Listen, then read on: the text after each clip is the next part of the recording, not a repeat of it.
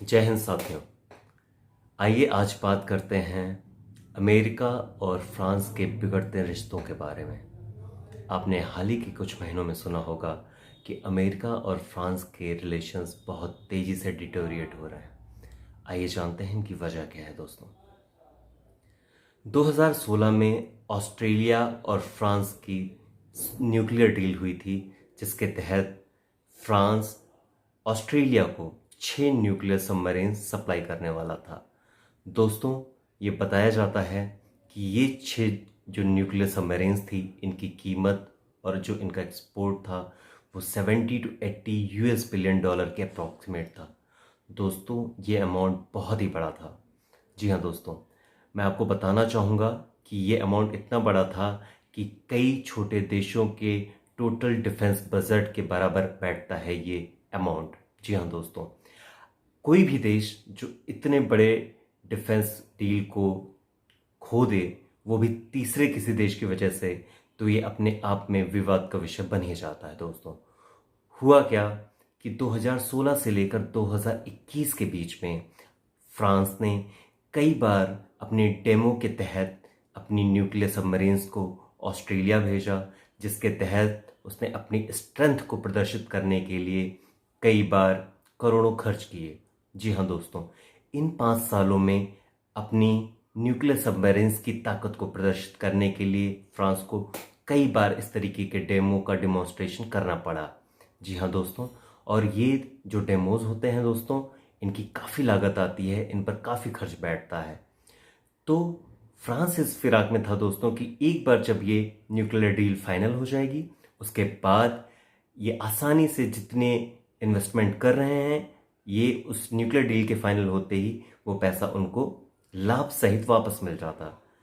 पर दोस्तों, अड़ंगा तब पड़ गया जब अमेरिका पिछले 6 महीनों से ऑस्ट्रेलिया के साथ एक अपनी नई न्यूक्लियर सबमरीन डील को फाइनल करने की बातचीत करना शुरू कर देता है।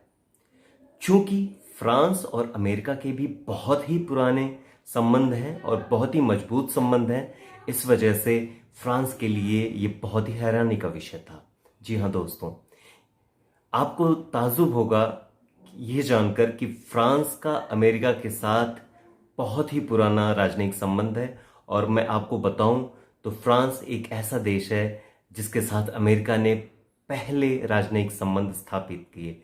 जी हाँ दोस्तों, 1776 में जब ब्रिटेन और अमेरिका के बीच आज़ादी की ट्रीटी फाइनल हुई, तो उसके बाद अमेरिका के लोग ये सोच रहे थे कि ब्रिटेन के जो देशवासी थे, जो उनको उपनिवेश बनाकर रह रहे थे, वो आसानी से देश छोड़कर चले जाएंगे और उनको आसानी से स्वतंत्रता मिल जाएगी।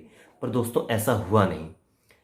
आज़ादी की ट्रीटी साइन करने के बाद भी ब्रिटेन के जो नागरिक थे, जो ऑफिसर्स थे, वो वहीं पर कुंडली मारकर बैठे रहे और वो अपने देश जाने को तैयार नहीं थे।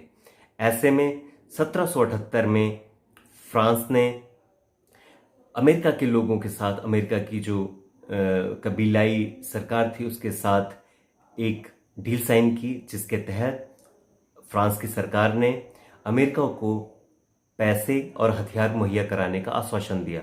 और उन्हीं हथियारों और पैसों की मदद से अमेरिका के लोग खुद को ब्रिटेन से आज़ाद करा पाए और उनको खदेड़ दिया। जी हाँ दोस्तों, और आखिर में 1783 में आकर अमेरिका को पूरी तरीके से ट्रीटी ऑफ पेरिस के तहत स्वतंत्रता की प्राप्ति हुई। जी हाँ दोस्तों, इसलिए मैं कहना चाहूँगा कि अमेरिका को आज़ाद कराने में फ्रांस का एक बहुत ही बड़ा और बहुत ही महत्वपूर्ण योगदान रहा है।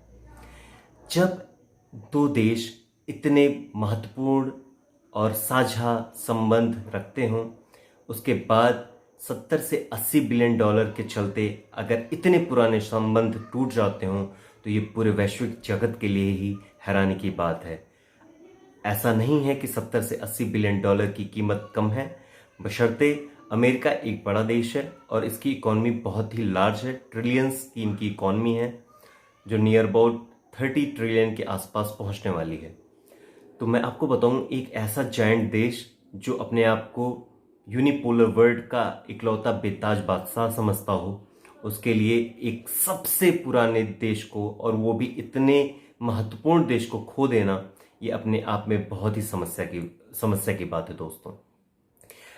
और ये जो साझा संबंध हैं इन दोनों देश के, इनके टूटने से अन्य जो यूरोपियन यूनियन के देश हैं उन पर भी बहुत ही गहरा प्रभाव पड़ सकता है। इसके अलावा जो अन्य अमेरिका के साझेदार हैं, जो अन्य देश हैं जैसे भारत, ऑस्ट्रेलिया, जापान, इन पर भी अमेरिका की एक नकारात्मक छवि पहुंचती है दोस्तों, क्योंकि ये संबंध, जो ये राजनयिक संबंध होते हैं, वो विश्वास पर बनाए जाते हैं और विश्वास एक बार जब टूट जाता है दोस्तों तो इनको पुनः हासिल करने के लिए सदियों बीत जाती है, कई बार दशकों लग जाते हैं। जी हाँ दोस्तों, तो ये जो कदम था अमेरिका का, ये अमेरिका के लिए या अमेरिका के भविष्य के लिए डिजास्टर साबित हो सकता है। इसलिए जो कि वर्ल्ड मीडिया कह रही है और जैसा कि ऑस्ट्रेलिया की खुद की मीडिया ने ऐसा कहा, उनके यहाँ के newspaper the Sydney morning Herald के तहत उन्होंने ये खबर छापी